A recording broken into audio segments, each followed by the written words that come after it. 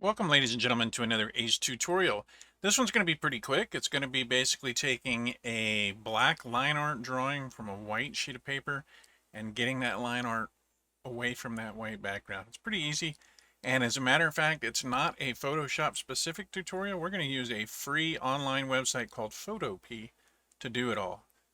Be right back.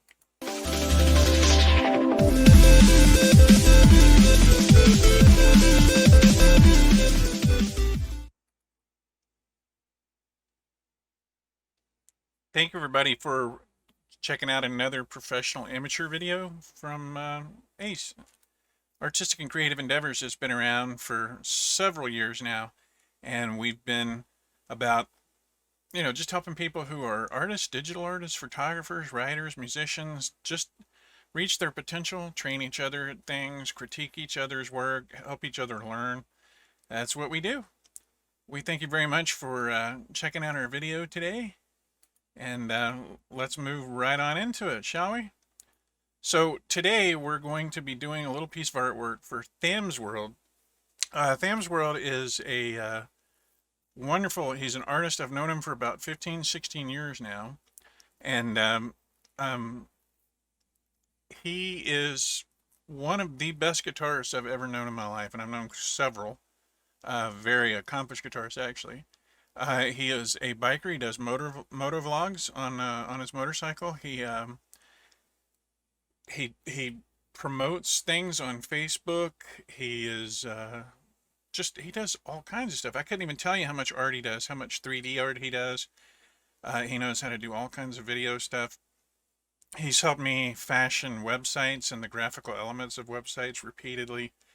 Well, it turns out he has a daughter, and his daughter is just a pretty phenomenal singer, and she's an artist. She does some drawing and things like that. Today we're going to take a piece of her artwork. We're going to do some cool stuff with it. So let's get right to it, okay? So we're going to go to photopea.com, which is very similar to Photoshop, but it's free, it's ad driven. You can get an account, and I think I've done other tutorials on this. It's just an awesome site. It can use Photoshop PSDs, Illustrator AIs, XDs. It can use sketches, PDFs. This is a GIMP file type. Raw images from literally from like DSLR cameras can be used in this program. It can use any of JPEGs, PNGs, SVGs, all kinds of stuff. And there's a lot of stuff I'm not going to go into, such as if you go to PSD templates here, there's people who have created templates that you can adjust and like change the text to your needs and stuff. But instead of that, we're just going to go straight on in, and we're going to take a file that I have specifically set aside. If I can get it, I've got folders all over the place. Alrighty, so we're going to take this file. This is an actual piece of work that was, as you can see, it was put on paper and then it was scanned. And I don't know if it was the highest quality scan or not, couldn't really tell you. But the very first thing we want to do, we want this image to be a lot larger. Right now, this image is 1080 by 1080, 72 pixels per inch, dots per inch. We want this to be available for print graphics. 72 is okay for like web graphics, but if you want print, you want it to be 300 dpi. So if we change 300 dpi first, you'll notice that that immediately changes the height and width to 4500. If we hit OK, this is going to get massive. And as it does so, I'm holding down spacebar and just clicking and dragging. That's how I'm panning around like this. We want to get rid of all this black border. Alrighty, folks, so what we want to do now is we want to get the crop tool, and we want to bring in just a little bit inside the artwork. I hate to, take away any pixels that are not necessary to take away, but we've got to get rid of not only the black edges of this artwork, but just a touch of the white edge. Or we don't want any white edges that are just out of place. So we're just going to crop the whole thing.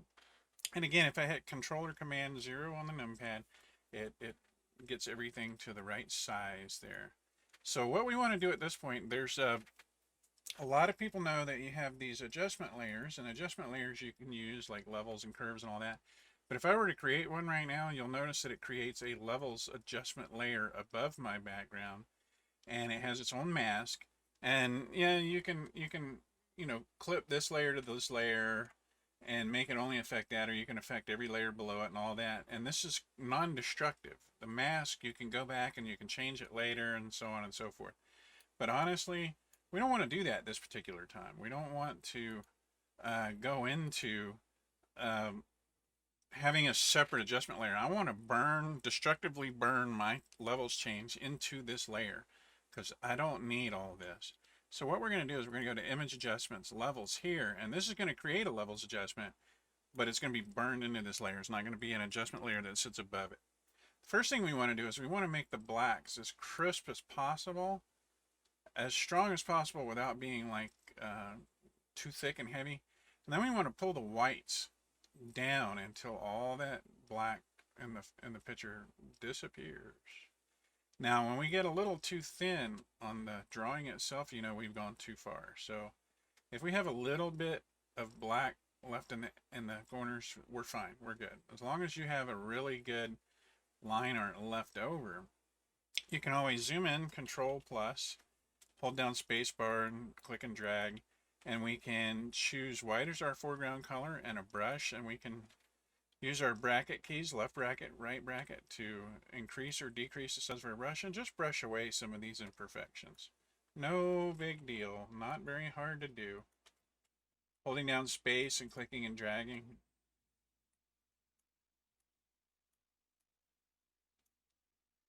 And we just want to get rid of a little bit of this artifacting that we have going on that we left because had we done the levels any darker, it would have literally started destroying the line art itself. Now, I'm not being super careful. I have done this many times with this particular piece of artwork and did not go into the artwork, but we're just doing this for illustration right now.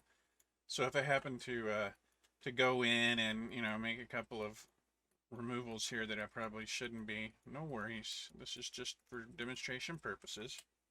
Now, holding down Command or Control and 0, we're back to our original size. You can see it's beautiful black and white. Now, a lot of people know, if you are in Photoshop or Photopea or a lot of graphics editors, if you hold down Control and you click on the thumbnail in the Layers panel, you will get a selection of that entire layer. I'm going to hold down Control and D to deselect. We don't want to select the whole layer. We want only the black line art. So there's a really quick way to do this. I'm not sure a lot of people are aware of. If you go to the channels palette and you hold down Control and you hit the RGB, you literally choose only the color, not the white, only the color, which in this case happens to be black. Let's go back to layers. Now what I want to do right now is it has selected the entire artwork and around all the black. So it's actually chosen the white.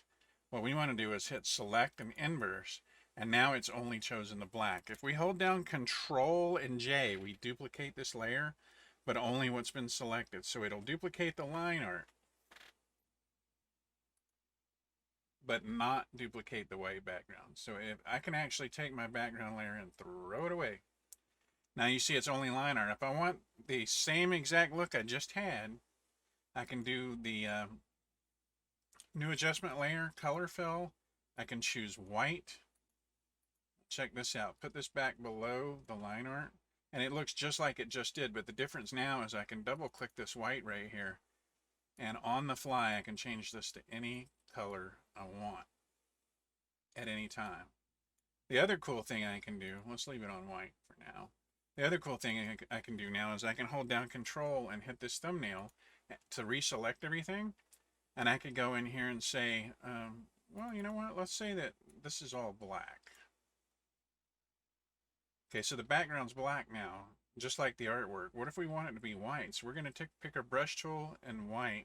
We're going to increase our brush size, and we're just going to,